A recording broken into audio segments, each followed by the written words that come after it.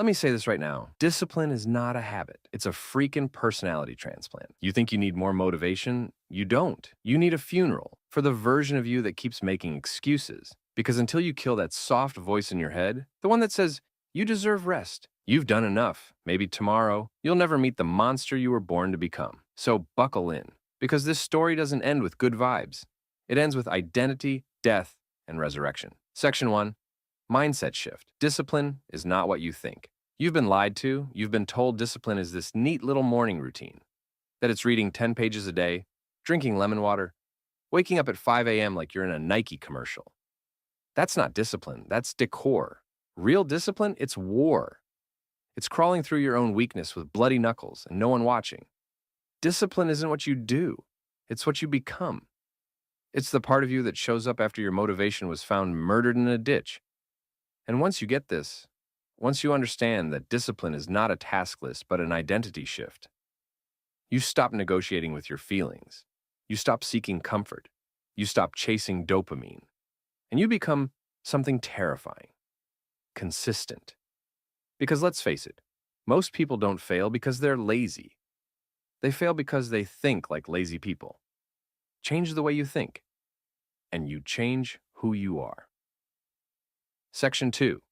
Real talk and storytelling. The prisoner who rebuilt himself. You want to talk about identity change? Let me tell you about a man named Curtis Wall Street Carroll. Grew up in Oakland, in and out of homelessness. Couldn't read until he was a teenager. Started robbing people before he hit puberty. At 17, he caught a murder charge, life in prison. That should have been the end.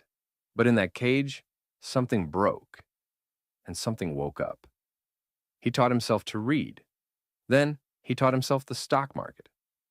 From inside San Quentin, no laptop, no internet, no mentor.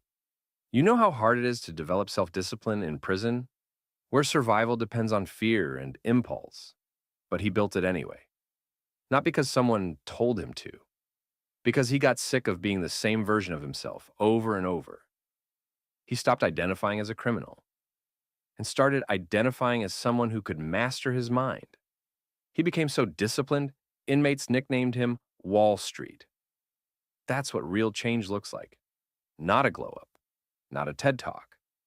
A man in a cage who turned his sentence into a strategy. Quote this: your environment is a test. Your choices are the answer. You don't rise to your goals, you fall to your systems. Who you think you are is the only prison that matters. Section 3. What people get wrong. Here's what people don't get about discipline. It's not sexy, it's not trendy, and it's not supposed to feel good. People think they're one podcast away from changing their life. One cold plunge, one bullet journal. Wake up. That's not discipline, that's dopamine with a six-pack. You think you're building character, but you're just collecting habits like Pokemon. Discipline isn't built when it's easy. It's built when you show up on the day you hate yourself most. You say, I just need to feel ready. No, you need to stop being emotionally fragile. You say, I'm working on consistency. No, you're negotiating with your weakness. The truth? Most of you don't have discipline. You have intentions dressed in gym clothes. Burn this into your brain. Discipline is doing the work when your mood is dead and your mind is loud. Section 4. The Battle Plan. How to build ruthless discipline. You want to become disciplined? Not productive, not motivated, disciplined. Then stop scrolling for hacks and start doing this. 1. Become the villain to your old self. Don't improve him. Bury him.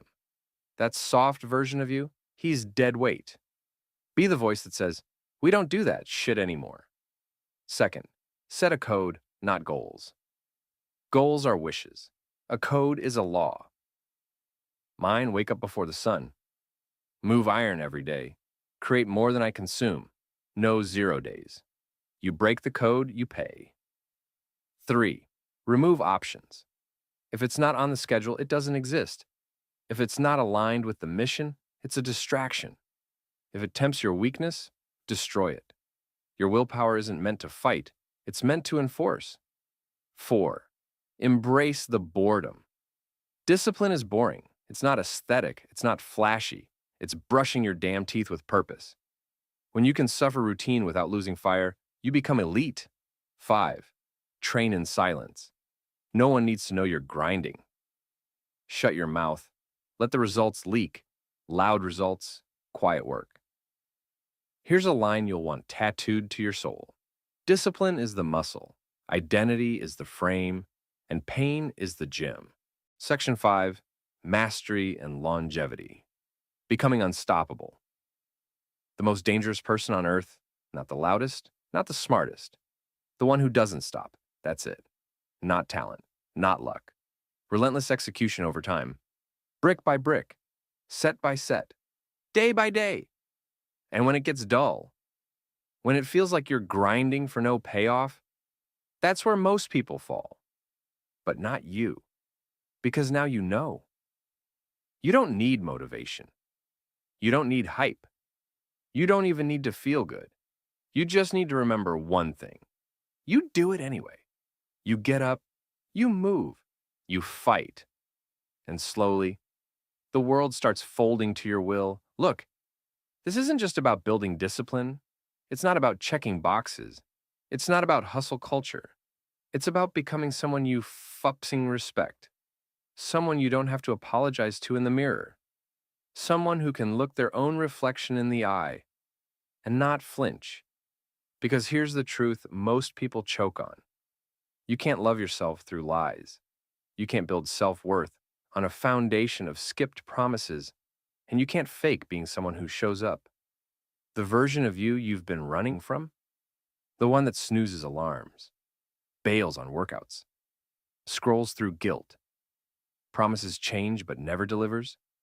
He doesn't have to win, but he will. Unless you kill him. Not in one dramatic moment, not with some motivational speech, with quiet violence, with ruthless repetition, with 1,000 little deaths, called discipline, not with comfort, not with balance, not with talking about what you'll do someday, with decisions, every single day. You don't become new by waiting.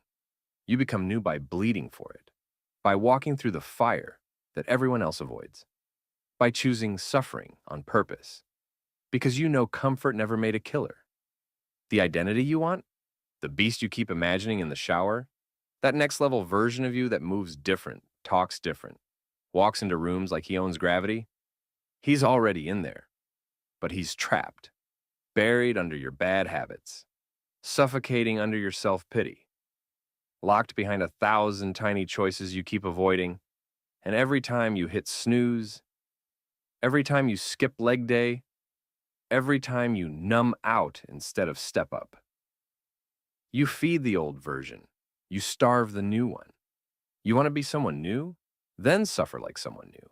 Think like someone new. Move like someone who's done being a background character in their own life. Stop acting like you've got time. You don't. The clock is a sniper. Every second that passes is a bullet you can't dodge. And one day, it will hit. No warning, no redo. Just lights out. So, when are you going to get serious? When are you going to decide that this is your life? Not your mom's, not your boss's, not your depression's, yours. Because at the end of the day, your future isn't waiting, it's watching. Watching to see if you're real or just loud. Watching to see if you mean what you say. Or if it's all just noise. And the only question that matters now, the one that will echo through every room you ever walk into, is this. Will you be the one to go get it? Or the one who dies wondering? Make your choice. Then burn the bridge, because there's no going back. Only forward, only fire, only discipline. Now move.